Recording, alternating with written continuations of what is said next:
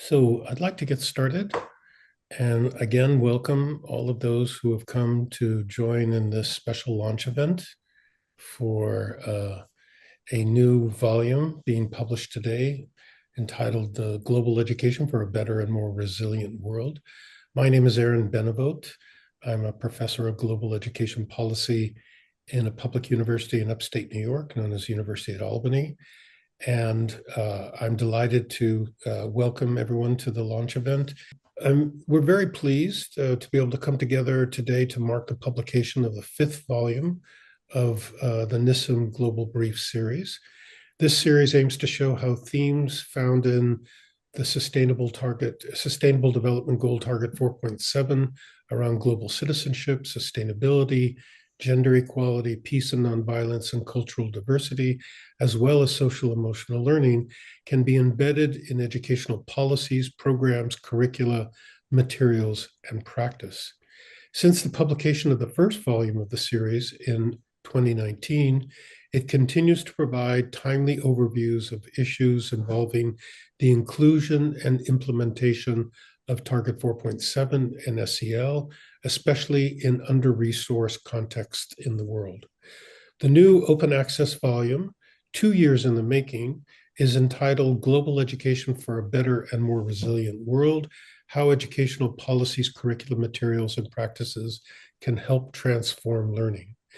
The new volume is special for many reasons, as we shall hear in just a few moments.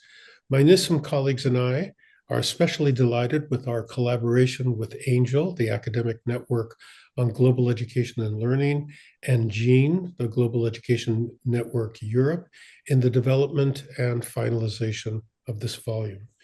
The idea behind the volume is in some ways quite simple. Can the lofty educational ideals and visions found in politically negotiated texts at the international and regional level shape concrete, relevant, and lasting educational reforms in policy, planning, and practice in diverse contexts around the world? And if so, how to go about doing so? The publication we're launching today focuses on two very timely, recent visionary texts. One is the UNESCO recommendation on education for peace, human rights, and sustainability, which was adopted by all 194 UNESCO member states in 2023 after 2 years of consultations and negotiation. And the other text that is highlighted in the new volume is the European Declaration on Global Education to 2015, which was adopted by representatives of the EU at the Dublin Congress in November 2022. It is meant to be a strategic framework for improving and increasing global education in Europe over the next 25 years. Both of these documents go beyond the articulation of lofty visions of education. They provide detailed guidelines and principles to support a wide array of educational reforms throughout the world. They're embedded in a very comprehensive understanding of education that includes formal, non-formal, and informal education or learning over the course of individual students' lives. They speak to pressing issues of our historical time: devastating wars, newly independent countries, environmental degradation, dramatic shifts in economic livelihoods, waves of migration and displacement, powerful technological innovations, global pandemics, biodiversity loss. They speak to these issues in ways in which education can be formulated to address in a multiplicity of ways these kind of pressing crises and issues. They reference a wide range of subject and substantive forms of education, including peace education, human rights education, development education, ESD, education for sustainability or sustainable development, and all kinds of other cultural and diversity-related education. And yet the question remains, how can we support governments, NGOs, educators, policy analysts, community leaders, practitioners, and students who wish to bring these ideas and principles to fruition? And that, in many ways, is the overall purpose of this new volume. And we I'm going to turn it over to my colleague, Andy Smart, who was also one of the co-conveners of NISSEM, and he will introduce the panelists for today's launch event. Over to you, Andy. Yeah, thanks so much, Aaron, and greetings to everybody who's joined us. Happy to see that people are still coming into the room. I'm going to say a few words about NISSEM. I'm Andy Smart. I'm an independent education and publishing consultant. NISSEM is an acronym standing for three pillars on which we base the initiative of NISSEM. So Sustainable Development Goal 4.7, as Aaron mentioned, social and emotional learning, and also educational materials. And these three pillars are, in a sense, a what and a why and a how in terms of getting from policy through to practice. And when we in NISSEM talk about the how, we recognize the influence of educational materials, and especially textbooks, in shaping what happens in so many classrooms around the world. So NISSEM is about policy and practice, both in terms of our focus areas, but also in the form of our individual co-conveners, including Aaron and myself. And it's why the new volume of NISSEM Global Briefs is divided into two parts. First is about policy in terms of international agreements and declarations, while the second is about implementation. And we're very pleased to welcome today our three key speakers who will speak about these twin themes of policy and practice.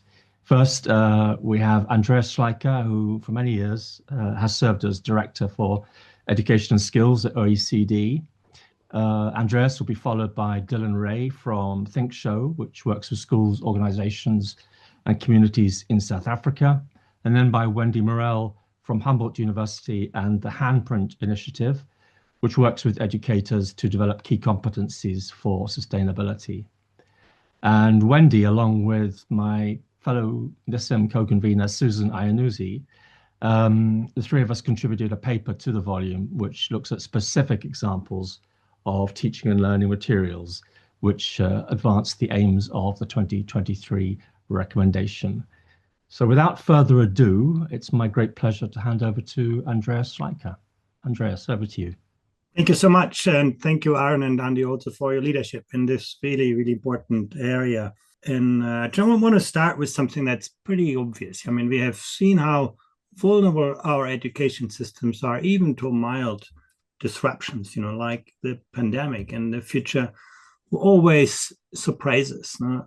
Climate change is going to disrupt our lives a lot more than the pandemic, and artificial intelligence these days is putting to a test almost anything we take for granted. And you can put an endless number of disruptors into this question. I mean, when you look at a chart like this, you just understand why sustainability, but also resilience, have become such important and powerful objectives of education. And in fact, maybe even more obvious than when, SDG 4.7 was actually drafted. Last summer, we did something really interesting. Together with the First Lady of Ukraine, we asked young people, 14 to 18-year-olds in 15 countries, about what knowledge, skills, and attitudes and values they think they will need for their future. And I'm not saying we should only teach, what young people think is important to them, but it's certainly an important perspective to look at, how the next generation sees their future. And this is the answer.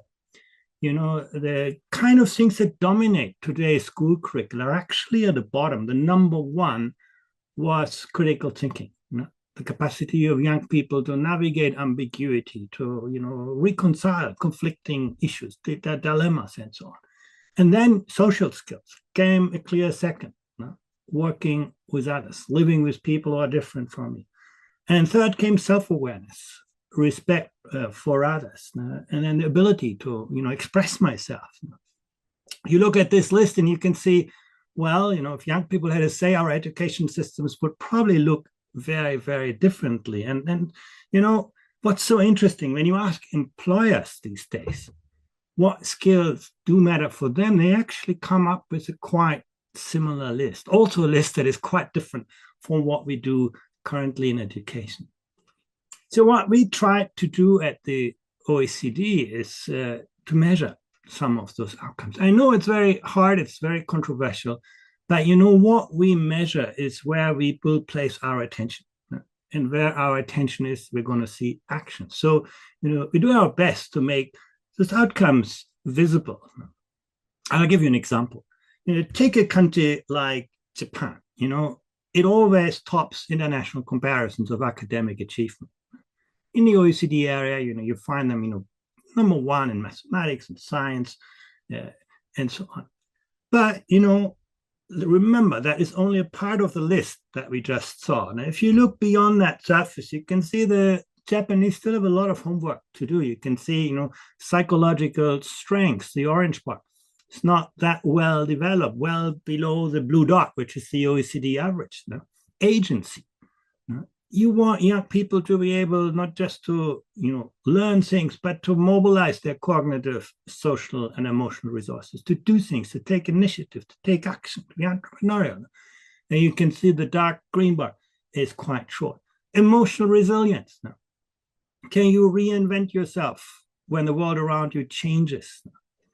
So incredibly important. And we can see in the mental health of young people how the kind of pressures are really piling up, that emotional resilience. You can see in a traditionally very successful system like Japan has still lots of room for improvement in many other areas once you start to make them visible.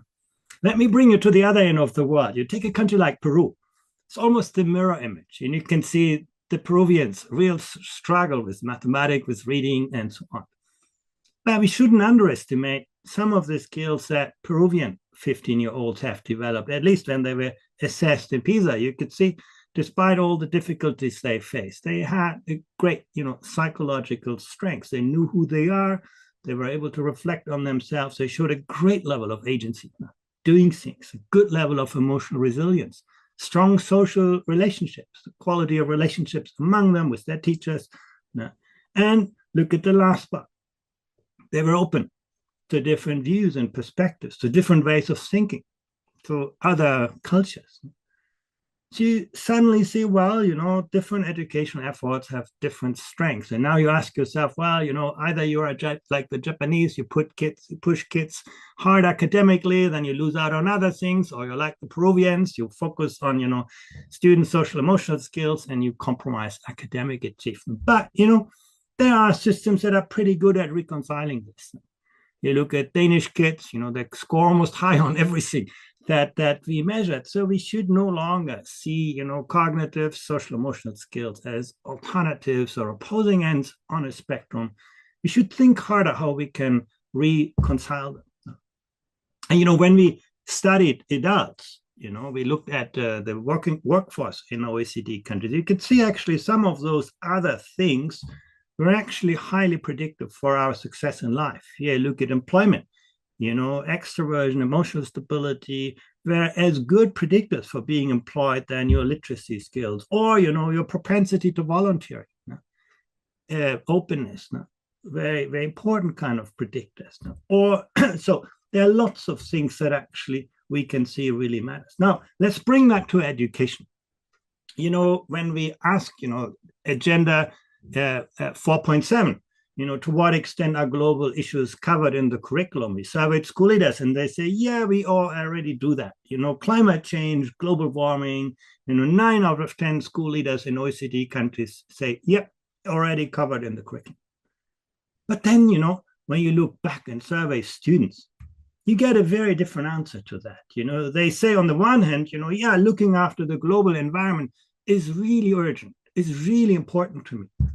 But when you ask them, can you do something about it? Or, do you think what you're going to do is going to matter for people in other parts of the world? You see these bars are getting much shorter. And that again highlights, we do lots of things in abstract ways. We teach students lots of stuff.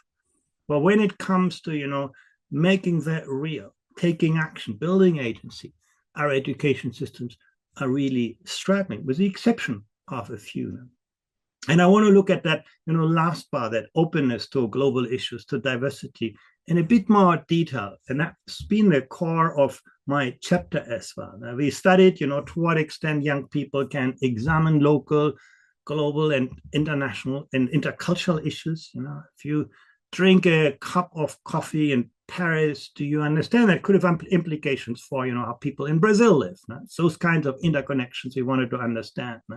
We wanted to see to what extent young people understand and appreciate different worldviews, different perspectives. That's so important today because technology is pushing you in the opposite direction, connecting you with people who think like you and look like you and walk like you. We wanted to see to what extent they also not just, understand it, but are willing to engage in interaction across cultures, and then finally, taking initiative, taking action. We built a test around it. That's the OECD. We're always trying to measure things. And, this is a reminder on the right side how the PISA countries came out when we looked at, in this case, mathematics. But when we looked at global competency, we got a quite different list, conditional on the PISA scores. Students in Colombia, who you wouldn't have normally on the map, in academic outcomes, they don't do quite well. But, for more than a decade, they have really put global competency at the core, and reconciliation and peace education. That's been actually a big part of, schools' effort. You can see it does pay off. Canada, good on traditional PISA tests, but even better when it comes to global competency. Also because, Canadian schools have always valued those kinds of outcomes.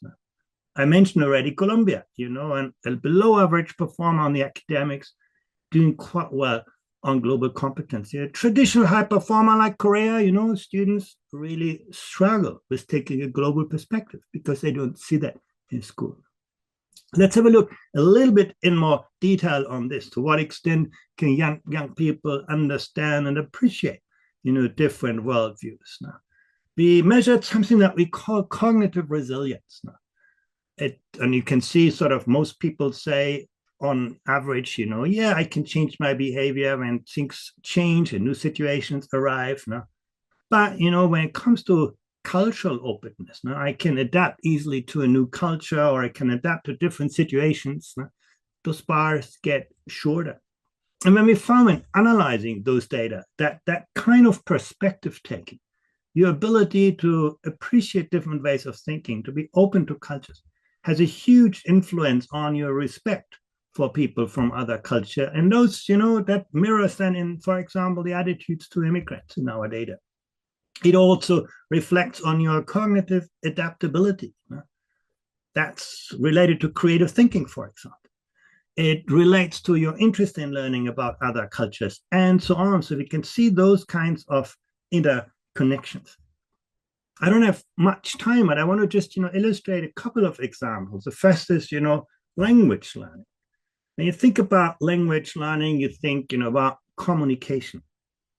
And, countries place very different efforts on that. There is sort of countries that, don't do any of that, largely English-speaking countries. Then, countries where students learn one language, and then some where actually this is a big issue.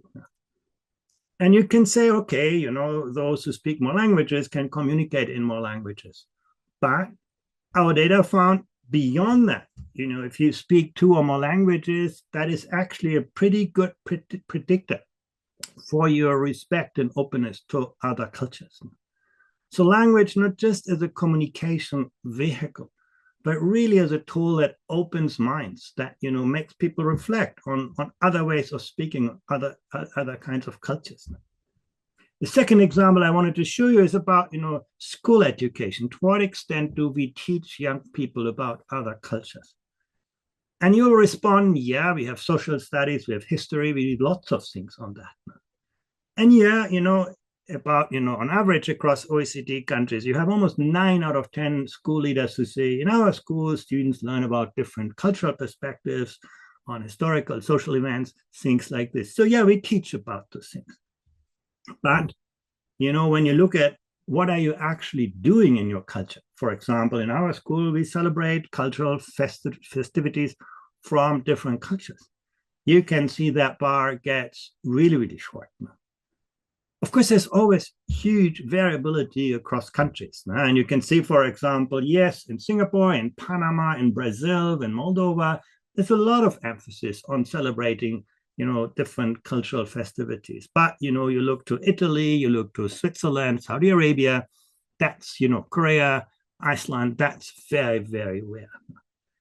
So does it matter? Well, actually, and this brings us back to where I started, and I promise this is also my last slide. What you do at school, the number of learning activities actually are a strong predictor for students' attitudes to global culture, to global competency. And those attitudes, in turn, are an important predictor for the outcome. Now, where you can see that students say, I'm interested in learning, the more activities a school does, the more likely students say, I'm interested in learning about other cultures. It's not, what you study, it's not what your teachers tells you, but the more you are exposed firsthand to those kinds of experiences, the more you are interested in them, the greater your awareness of global issues. Once again, it doesn't come from teachers teaching you about climate change. It comes from being engaged in experience those things. Your agency regarding global issues is greater. Your self-efficacy, again, your cognitive resilience or adaptability, your capacity to take different perspectives, your awareness of intercultural communication, and your respect for people from other cultures. Now, what we do in school has thus a huge influence on the worldview that young people have towards the world. And those views are then reflected in the competencies that we measure. And with this, I conclude. Thank you very much. Thank you so much, Andreas. And to all the participants, I just remind you that the chapter by Andreas is in the volume, which is available, and the link has been placed in the chat. So without further ado, I want to ask our second speaker, which is Dylan, to step up, please. Dylan, over to you. So yeah, I'm here back in South Africa. And I'm going to just talk a little bit about what I contributed to this global brief, and really it started from some conversations I had with some teachers in various parts of the world. I do a lot of work for an organization called ABCU, which is part of UNESCO in Korea, and the benefit of that is it brings me in touch with lots of educators from all over the world. And one of the teachers that I happened to meet is a woman called Sari Ayu Magdalena. And I just want to quickly read. We were having a conversation and doing some research around the early impact of artificial intelligence in her teaching.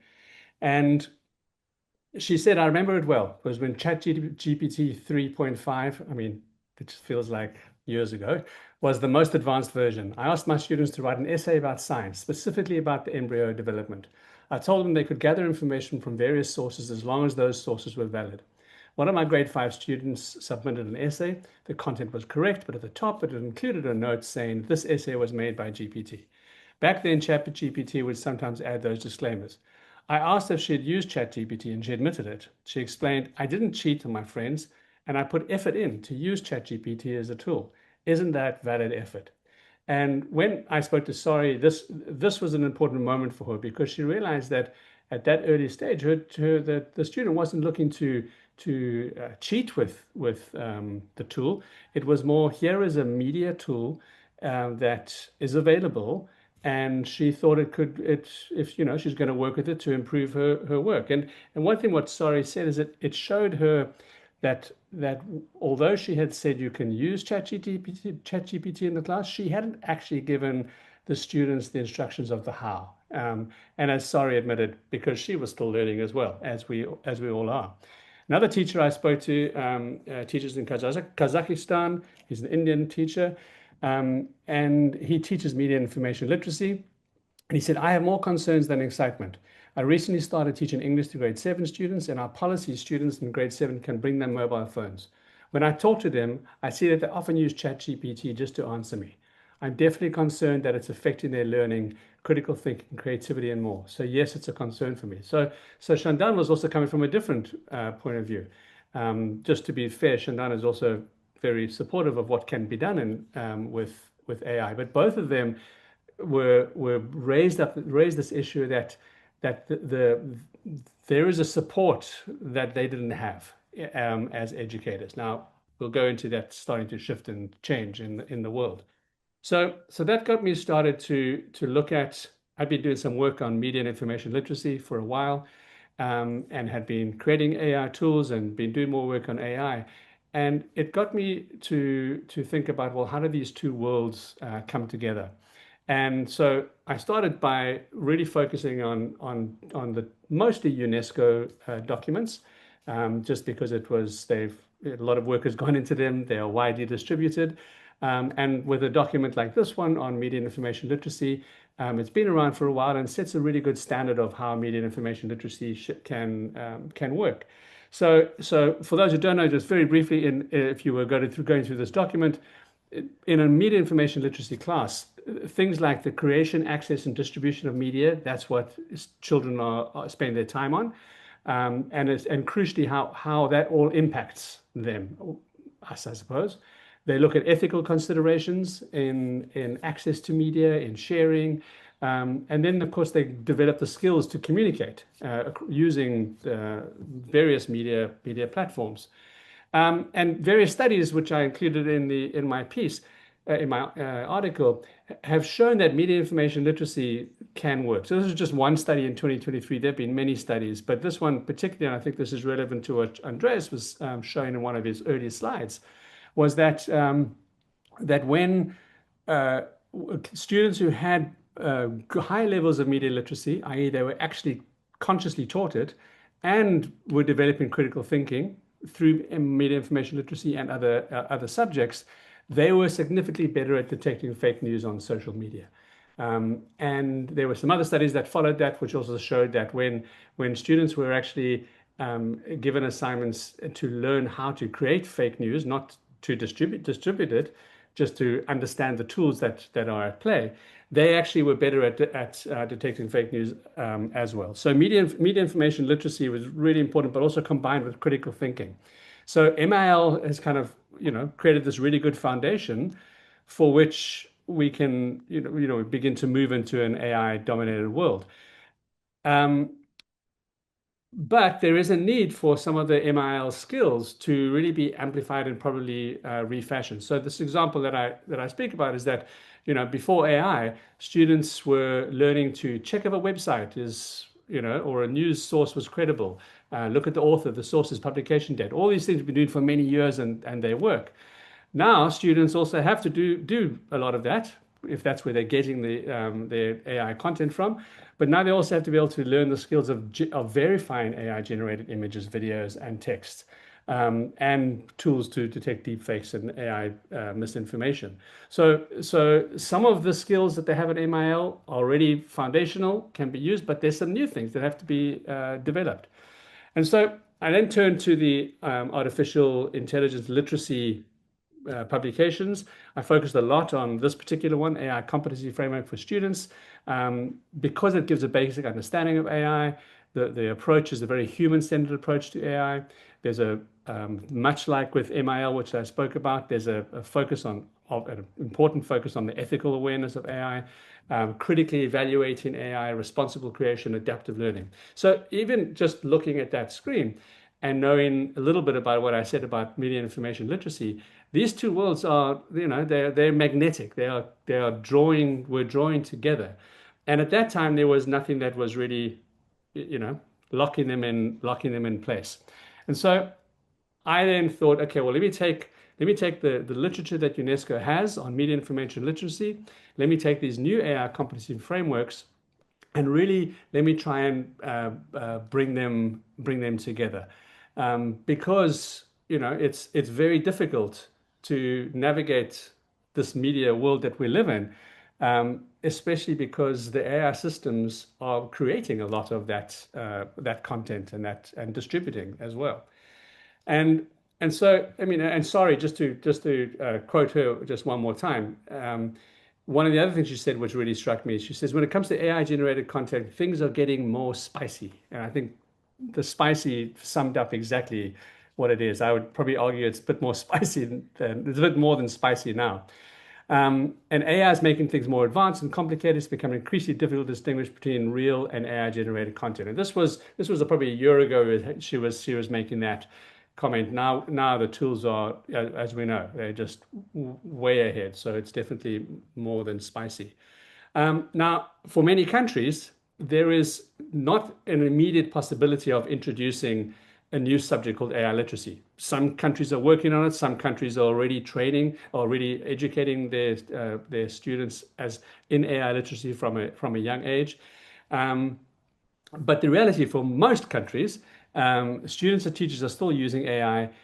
Systemic curriculum change takes a very long time. Setting up a whole brand new subject and training teachers and getting resources, that becomes a difficulty.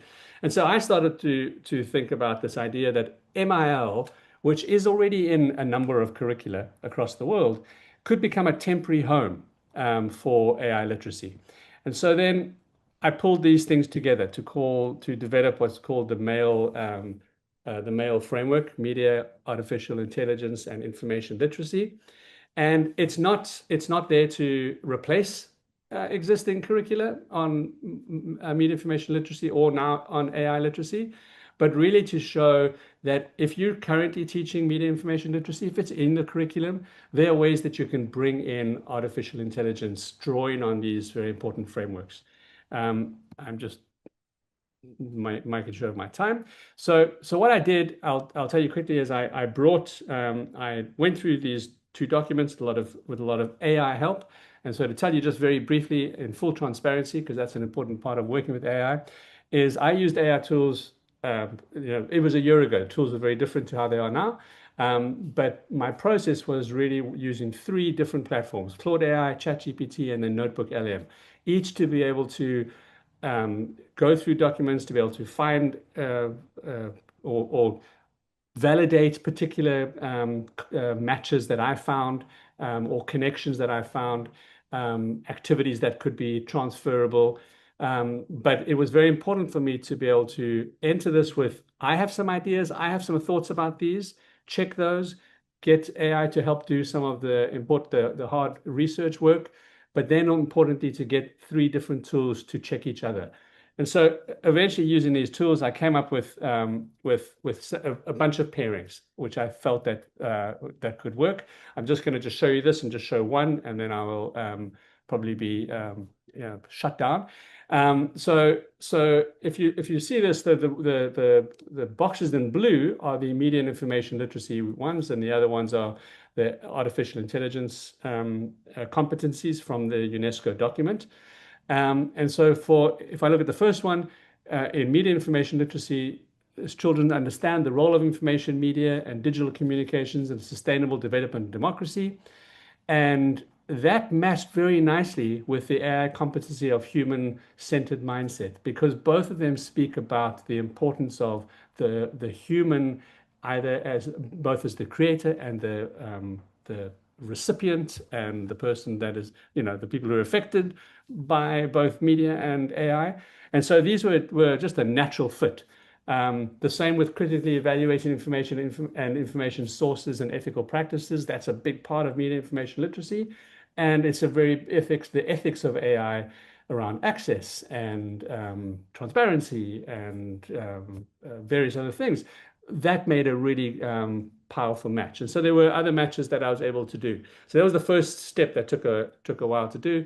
And then eventually came up with this combination. And this is just one screenshot of just one. But this combined media information literacy and AI literacy around system design and promoting MIL, I was able to then use the UNESCO's way of, I guess they're in their framework, where they take students through an understand phase, to really understand what's going on, then apply that knowledge, and then crucially to create. And that fitted really well, because media information literacy there's a lot of understanding, there's a lot of applying it, and then there is, and you're also a creator, and there's work around creation. So the UNESCO's framework on AI really helped to be able to give that a platform. And then what I was able to do was to, again, with AI help, was to pull out important things around understanding from both frameworks and other documents that UNESCO has on media information literacy, to be able to give teachers and policymakers an idea of what you need to do to understand, what does children need to do when they're understanding, what they need to do when they're applying, and when they're creating. And just before I finish, I just want to just focus on just one, which just shows the powerful link. So I mentioned that media information literacy is around critically evaluating information sources, and ethics of AI. And so in a media information literacy classroom or curriculum, students, they assess whether information is reliable, accurate, responsibly presented. Now, those same skills you need in AI work. And then in ethics of AI competency, the students consider principles of fairness, non-discrimination, doing no harm in terms of guiding the AI development use. And so when we kind of combine those two, they extend their existing evaluation skills, which they get from media information literacy, into these new contexts. So the student can now, who was able to spot bias in a news article, can use those same skills to begin to identify bias in an algorithm and at least be thinking about the bias that exists. And the same way that they would cite sources and can understand why it's important not only to ask for sources, but to present the sources and be transparent. That is needed now in AI, and crucially even more so now in AI, the issue of transparency. So I'm gonna pause there. But just one thing is around the next steps where this has gone to. So this can be this whole framework will be accessed in various places now. Obviously, it's in the NISSEM chapter, so you can get it there. But we've just recently set up an online learning platform called ThinkShow. It's at thinkshow.learnworlds.com, and we've developed a lot of our kind of this thinking into what's called the I model for working with AI, and that was drawn a lot from media information literacy as well, where we focus on inquiry, intentionality, integrity, and intuition. And when you bring those four behaviors and habits, we can work better with all information, but very specifically with AI. So you'll be able to find some more information, and in a few weeks' time, in a month's time, you'll be able to have a course that you can take for free on thinkshow.learnworlds.com on this MAIL framework and how to bring that into practice. So I'll pause there. Sorry if I went over time. Thanks so much, Dylan. Yeah, you squeezed a lot into that time anyway. And I'm interested, particularly as a textbook person, primarily working textbooks, how we address issues around media literacy, particularly also AI, in a classroom which is dominated by a government-approved or government-published textbook. And that's one of the things that appears in the chapter that Wendy and I and Susan Iannuzzi have co-written. So it's my pleasure to ask Wendy to speak next. And Wendy's going to speak to the chapter, particularly from her own contribution, but I think she's going to reference some of the contributions of Susan and myself. My name is Wendy Morel. I'm from Mexico, but currently I'm based in Berlin. I'm a fellow researcher in the Humboldt University, and I also work with the Handprint Initiative. That was the way that I met Andy in 2024, and I think it's important to comment this, that we were in this conference and we were talking about how can we change the education to be a relevant education that students can cope with the current global challenges. And one of the discussions is that are we producing textbooks that are trying to help the students to cope with these global challenges? And in that discussion, a lot of people will say, well, we need to first change the curriculum and then we talk about the textbooks. And we will say, no, actually, we can do both ways. We can work with the textbooks in a way that support the teachers to cope with the global challenges, so to develop the competencies to cope with the global challenges.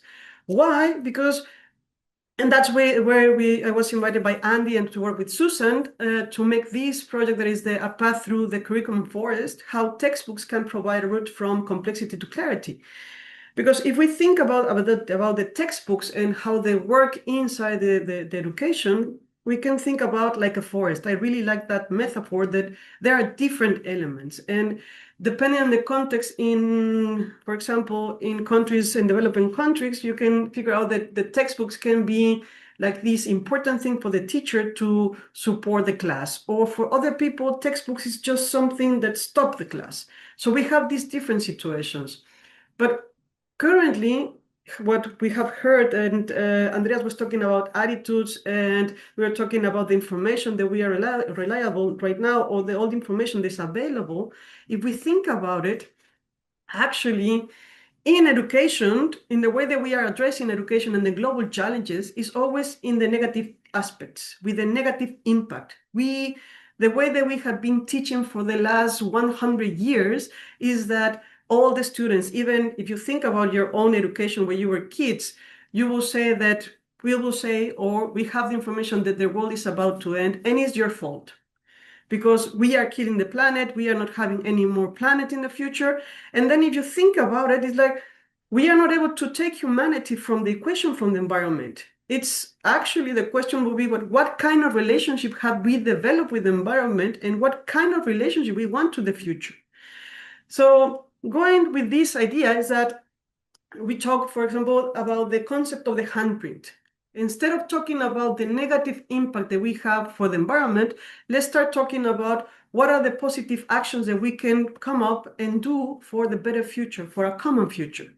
And that's when also come into the question, the UNESCO framework, and also the different frameworks about which competencies, which knowledge, which skills do the students, teachers, and all of us have to develop to take actions. And that's when we have to talk about the competencies, for example, for system thinking, to critical thinking, to work in collaboration, to be self-awareness, to be able to develop strategies, to see the different scenarios from the future. All these competencies with the knowledge and being able to analyze the knowledge is what we will allow us to come up to solutions for, tackle climate change or to tackle all the horrible things that are happening right now in our world. So with that background, with Andy and with Susan, we say, okay, do we have examples already about textbooks that actually are trying to support, for example, the cultural values from depending on the context? We are talking about developing competencies, or also a way to address the 21st competency skills, or to talk about the second language. What are the examples that we can find? And in this article that we worked together, we come up with 3 different study cases, because I think that when we talk about textbooks are really a good support and tool for the teachers and for the students. From one side, that one of the things that is important is that in a middle ground about our views about textbooks and the importance to develop a class is that will support the development from knowledge and competencies in students, and also can do it for the teachers. And one example that we have, one of the case studies, is the one from Toga in the Polynesian Islands.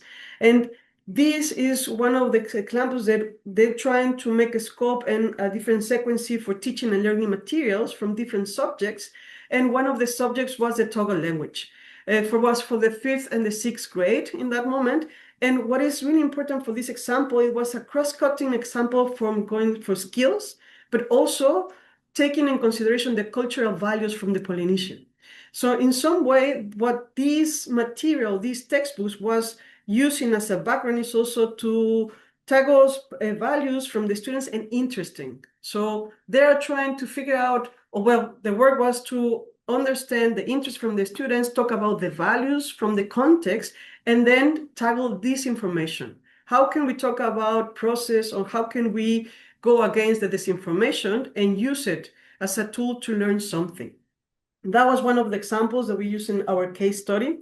The second one that we used was the one that Susan explained. It was about from India, which actually this material is also an example that not all the textbooks have to be specifically done for the curriculum. There is also material that can be, or textbooks that can be developed as a material outside of the mainstream curriculum.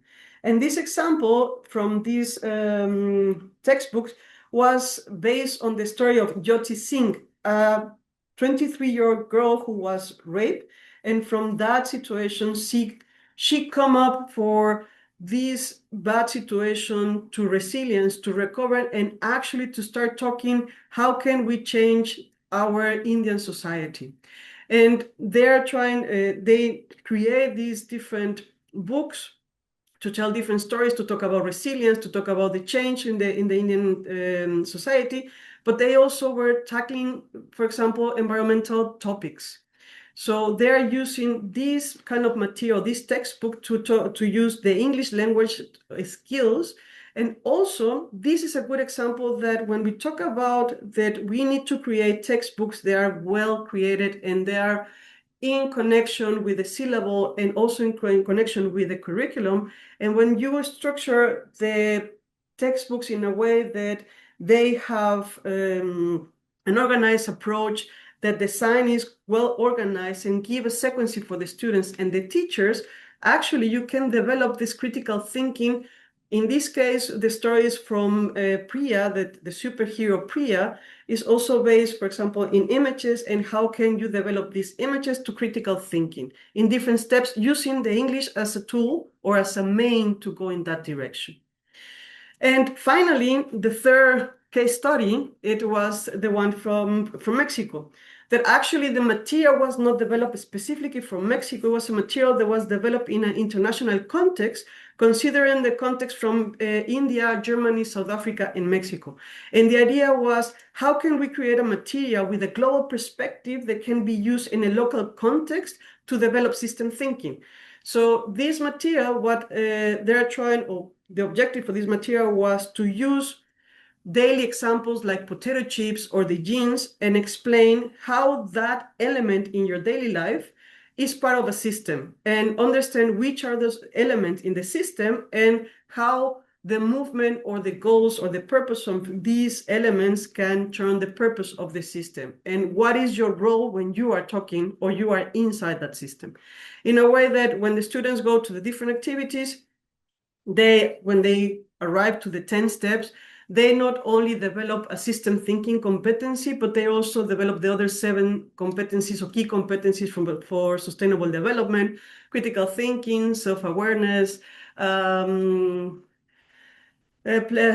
forgot the name, when you can develop different scenarios, when you have a competency for creating strategy and solving problems. So quickly, because the time is going really fast, when we work with this material, we realize that to create a relevant education and to create textbooks that actually support this change in education for students, we need to have textbooks that are organized, they have this approach that is organized, they were well designed, that they have these pedagogical different methodologies that can help the students and the teacher to develop the competencies. We need to have clear awareness about the social cultural context, and that should be expressed through the different pedagogics in the book. And also, it's important to responding to a positive response to the social and global challenges.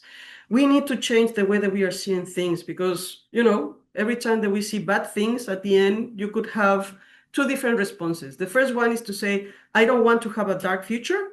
I would like to have a better future. Or you will say, well, everything is lost, so let's just enjoy what is happening right now. With that to say, I hope I was just trying to cut in. I will say, please take a look. I think it's important so we can develop more ideas to support the change of education in a way that is a relevant education for the current situations. And thank you so much from Andy, Susan, and me. Thank you so much, Wendy. And what a great way to finish the 3 presentations. I would like to emphasize what you were talking about in terms of hope. If you pick up the volume and start from the beginning, you'll see a very powerful foreword by Liam Wedgmund, which talks about hope in a very striking way. And I think the introduction conversation between Douglas Bourne, Margaret, Aaron, and myself as editors of the volume also stresses this that hope is the thing that we hang everything on, especially in the current times.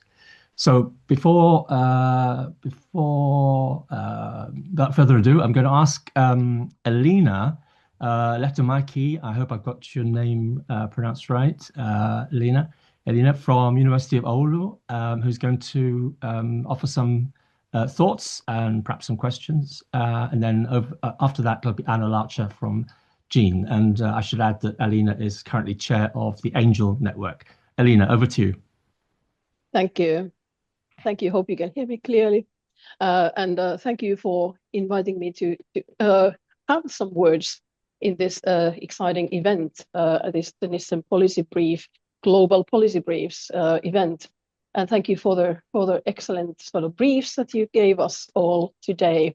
And I think it was fascinating to see could we say, from more sort of frameworks, where we go from frameworks, where you go from policies towards the practice, all the way to the text materials. And I hope this will inspire teacher education institutions as well around the world. We had questions in the chat concerning diverse contexts, and I think the last presentation, Wendy, thank you for that. I think you succeeded very well also to bring the discussion also to where we also work in context with less resources.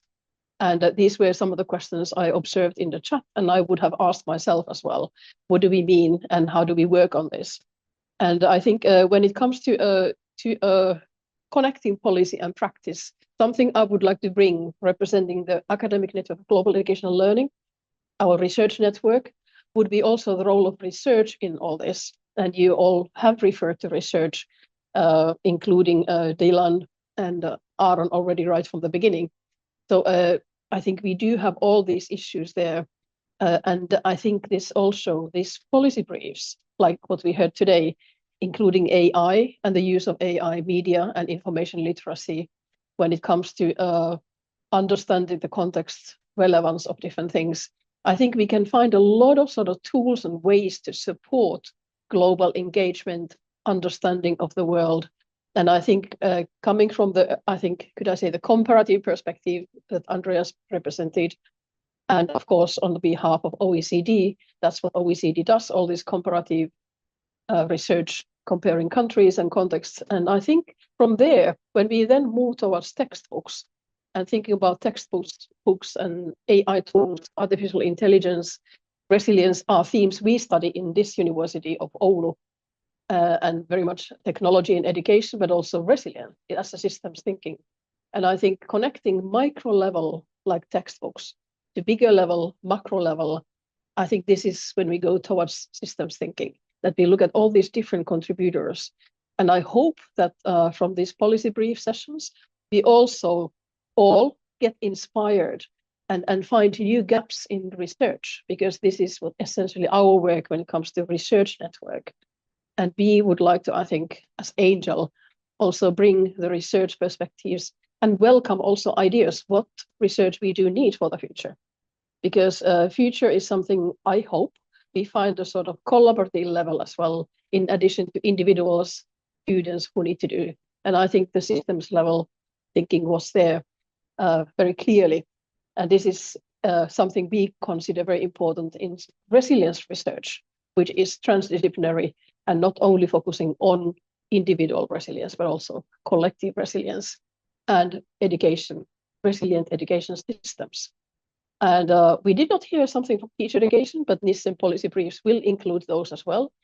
So I think I would like to welcome everybody also to get familiar with the volume that is now published and launched. And you find the link over there. Thanks, Elina. Any other thoughts from you, Elina, or shall I ask Anna to? I think I'll hand over to Anna. Yes, please. Anna, yeah, good. Anna, over to you, please. Anna Larcher from the Global Education Network Europe. Gene. Thank you very much. Thank you, Andy. Good afternoon from my part of the world. It's the afternoon here. So I will be speaking here from the genes perspective, and I would like to highlight why for us this work and this publication feels really important. So I just begin by briefly referring to the European Declaration on Global Education to 2050, which we also call the Dublin Declaration. And this is the policy foundation for our work, and you will find several reflections about it in this NISSEM volume. And this declaration, as Andy mentioned, was adopted in 2022, and it was the result of a process led by policymakers and facilitated by GEAN, the European network of ministries and agencies that are responsible for global education. And as usual with the work of GEAN, the process worked from the national experience to a shared European vision. And it engaged civil society, local and regional authorities, researchers, and also partners from different regions of the world. We also worked in close dialogue with international organizations, and in that way, this declaration is also fully coherent and aligned with the UNESCO recommendation on peace, human rights, and sustainable development, and other key frameworks in global education. So this brings me to my key point today, that is this highly participatory process gave rise to what we think is a shared vision and definition of global education. And this definition includes a number of core elements, but at the heart of it are shared values: social justice, peace, equality, solidarity, the respect for human rights, the embracing of diversity, inclusion, international understanding, and planetary sustainability.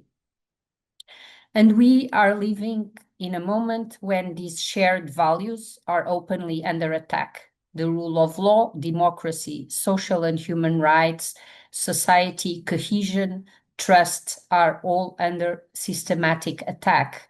So we firmly believe that we need global education now more than ever. And to safeguard these shared values, as was mentioned already by previous speakers, we need hope and we need global education. And hope is really the main thread that runs through this volume, not naive hope, but critical hope, a hope that recognizes the harsh realities, but refuses to accept them as inevitable.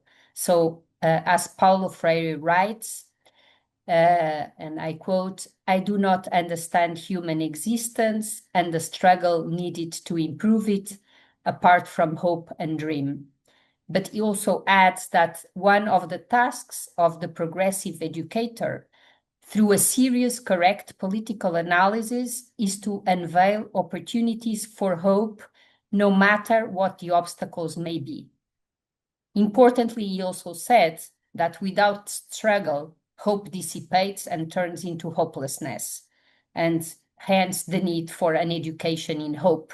And this is a lot of our vision for education, an education that opens up possibilities of people to transform the world towards greater justice, equality, and sustainability, and counter current trends towards authoritarianism, violence, and discrimination. An education that enables people to think critically, to question power, and to act responsibly, collectively, and for human values. This is the kind of education that can bring the world back to a better path. And we believe that this is why this book is important at this time. But given the scale of the threats that we face, we need also now more than ever to unite. The forces that challenge our values are loud, powerful, and violent, but they are not the majority, and there are many of us, as we can see here today. So what is needed is to unite and to organize collective work.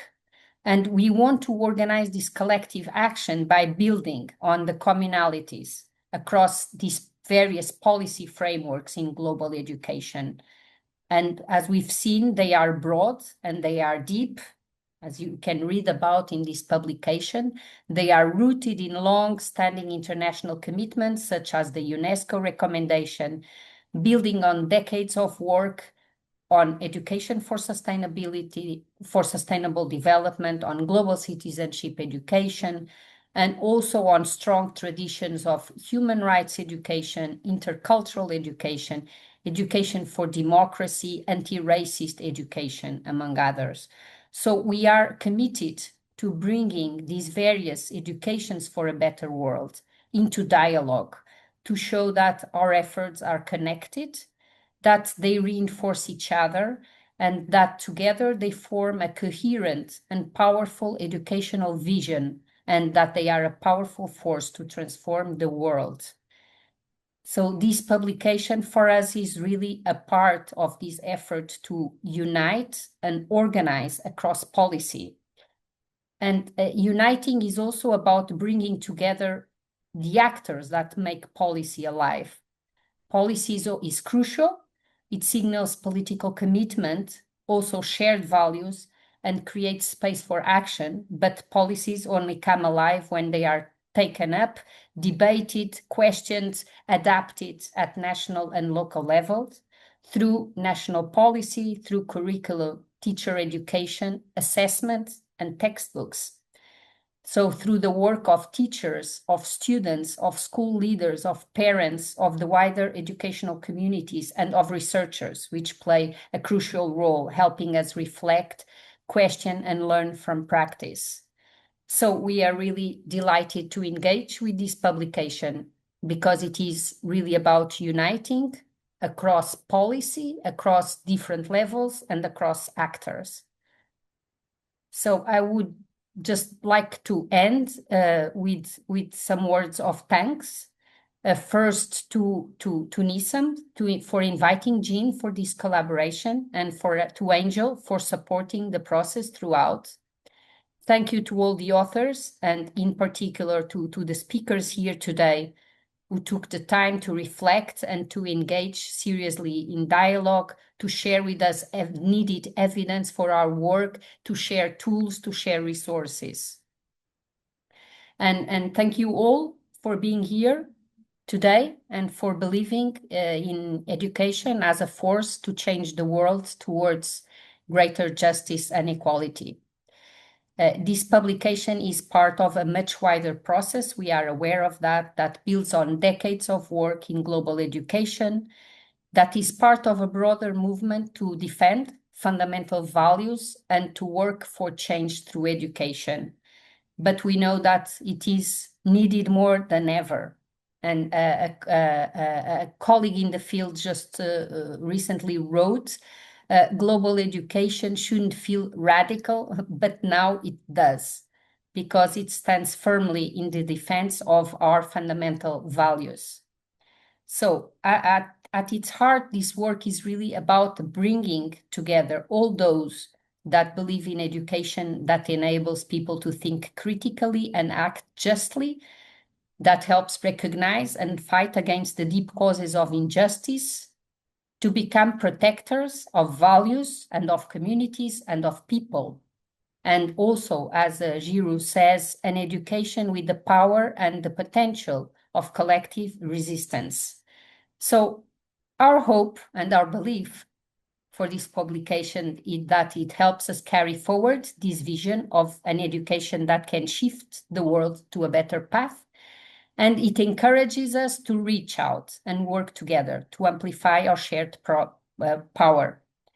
And I end just drawing inspiration from the words of Martin Luther King, whose words still call on us today to remember our responsibilities in the ongoing fight for justice, to organize, to mobilize, to believe, no matter how far away the mountaintop might feel, it is in our capacity to change our communities, our countries, and, if I may add, our world as well, for the better. So thank you very much all, and we look forward to continuing working together with you. Thank you.